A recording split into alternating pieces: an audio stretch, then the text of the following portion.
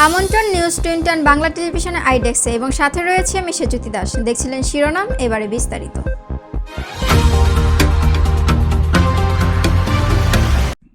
সিলেটের গোয়াইনঘাটে বালু বোঝাই বাল্কহেড আটকে চাঁদাবাজির অভিযোগে 6 জনকে গ্রেফতার করেছে যৌথ বাহিনী। এই সময় তাদের সঙ্গে থাকা দেশীয় অস্ত্র ও নদীপথে বাল্কহেড গতিরোধে ব্যবহৃত 2টি ইঞ্জিন নৌকা জব্দ করে। বিস্তারিত দেখুন ডেস্ক রিপোর্টে। সিলেটের গোয়াইনঘাটে বালু বোঝাই বাল্কহেড আটকে চাঁদাবাজির অভিযোগে 6 জনকে গ্রেফতার করেছে যৌথ বাহিনী। এ সময় তাদের সঙ্গে থাকা দেশীয় অস্ত্র ও নদীপথে বাল্কহেড গতিরোধ ব্যবহৃত 2টি ইঞ্জিন নৌকা জব্দ করেছে।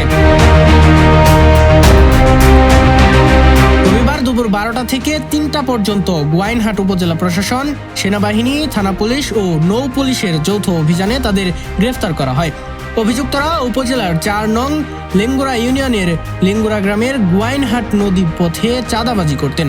গ্রেফতারকৃতরা হলেন উপজেলা মাটিকাপা গ্রামের জালাল উদ্দিনের ছেলে ইকবাল হোসেন ইমন,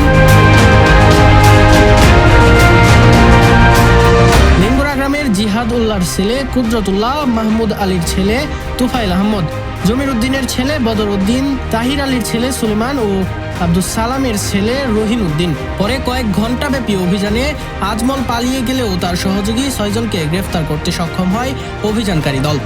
এ ঘটনায় আটককৃতদের বিরুদ্ধে গোয়াইনঘাট থানায় দেশীয় অস্ত্র ও অবৈধভাবে চাঁদা আদায়ের অভিযোগে মামলা প্রক্রিয়াধীন রয়েছে। Mohammad Hossain, news 21 news desk. ফরিদপুরে নকল ঔষধ ও প্রসাধনী সামগ্রী প্রক্রিয়াজাতকরণ কারখানায় অভিযান চালিয়েছে যৌথ বাহিনী। অভিযানের সময় বিভিন্ন কোম্পানির নামে প্যাকেটজাত করা বিপুল পণ্য জব্দ করা হয়েছে। বিস্তারিত দেখুন ডেস্ক রিপোর্টে। ফরিদপুরে নকল ঔষধ ও প্রসাধন সামগ্রী প্রক্রিয়াজাতকরণ কারখানায় অভিযান চালিয়েছে যৌথ বাহিনী। অভিযানের সময় বিভিন্ন কোম্পানির নামে প্যাকেটজাত করা বিপুল পণ্য জব্দ করা হয়েছে। এ সময় ভ্রাম্যমাণ আদালতের মাধ্যমে রিয়াদ শিকদার নামে বিক্রয় প্রতিনিধিকে 1 মাসের কারাদণ্ড দেওয়া হয়েছে। সেগুলো নকল বিএসটিআই লোগো ও কোম্পানির নাম প্যাকেট করে বাজারজাত করা হতো। পলাতক মালিকের বিরুদ্ধে ঔষধ ও প্রসাধন সামগ্রী আইনে মামলা দেওয়ার নির্দেশ দেন আদালত। নির্বাহী ম্যাজিস্ট্রেট ফজলে রাব্বি জানান, অবৈধভাবে পণ্য উৎপাদন করায় আটক একজন কর্মচারীকে ভোক্তা অধিকার আইন 2009-এর 45 ধারা মোতাবেক 1 মাসের কারাদণ্ড দেওয়া হয়েছে। এছাড়া মালিকের বিরুদ্ধে ঔষধ ও কসমেটিক্স আইন 2023-এর 14(1) ধারায় মোতাবেক মামলা করার জন্য ড্রাগ সুপারকে নির্দেশ দেওয়া হয়েছে। এছাড়াও এর সঙ্গে জড়িত সবাইকে আইনের আওতায় আনা হবে। Mohammad Hossain, news 21 news desk. July গণ অভ্যুত্থানে শাহাদাত বরণ করা ছাত্র জনতার রুহের মাগফিরাত এবং আহতদের সুস্থতা কামনা করে মিলাদ মাহফিল ও বৃক্ষরোপণ কর্মসূচি অনুষ্ঠিত হয়েছে। রোববার বিকালে রাজধানী কৃষিবিদ ইনস্টিটিউশনে জাতীয়তাবাদী কৃষিবিদ এই অনুষ্ঠানে আয়োজন করেন। বিস্তারিত ডেস্ক রিপোর্টে। জুলাই গণ অভ্যুত্থানে শাহাদাত বরণ করা ছাত্র জনতার রুহের মাগফিরাত ও আহতদের সুস্থতা কামনা করে মিলাদ মাহফিল ও বৃক্ষরোপণ কর্মসূচি অনুষ্ঠিত হয়েছে।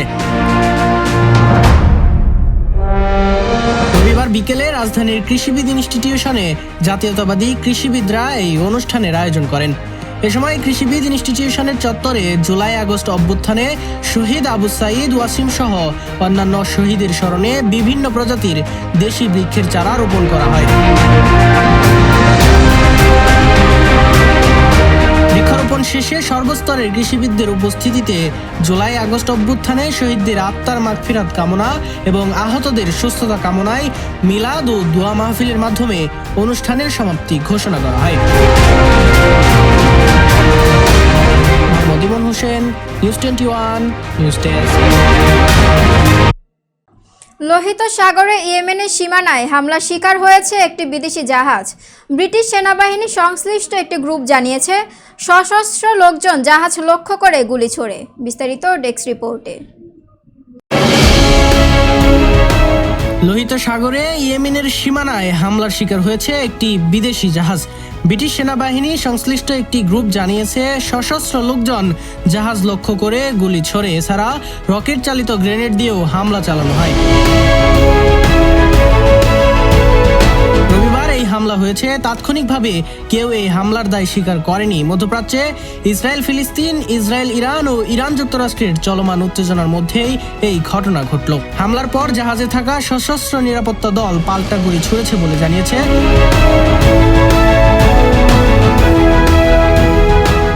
যুক্তরাজ্যের মেরিটাইম ট্রেড অপারেশন সেন্টার। তারা বলেছে, উভয় পক্ষের মধ্যে কি ঘটেছে তা বিস্তারিত এখনো জানা যায়নি। ইয়েমেনের হুদেইদা বন্দরের প্রায় 100 কিলোমিটার দক্ষিণ পশ্চিমে এই হামলার ঘটনাটি ঘটেছে।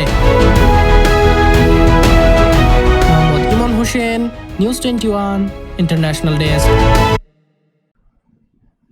দর্শক, এই ছিল আইডেক্সের শীর্ষ সব সংবাদগুলো। পরবর্তী সংবাদ ও নিত্য নতুন সব আপডেট পেতে ফলো করুন আমাদের ফেসবুক পেজ, সাবস্ক্রাইব করুন আমাদের ইউটিউব চ্যানেল। সর্বশেষ সংবাদ পেতে ভিজিট করুন আমাদের ওয়েবসাইট www.news21bangla.tv-তে। দিনের সর্বশেষ আপডেট পেতে চোখ রাখুন নিউজ 21 বাংলা টেলিভিশনের পর্দায়। এতক্ষণ আমাদের সাথে থাকার জন্য অসংখ্য ধন্যবাদ। আসসালামু আলাইকুম।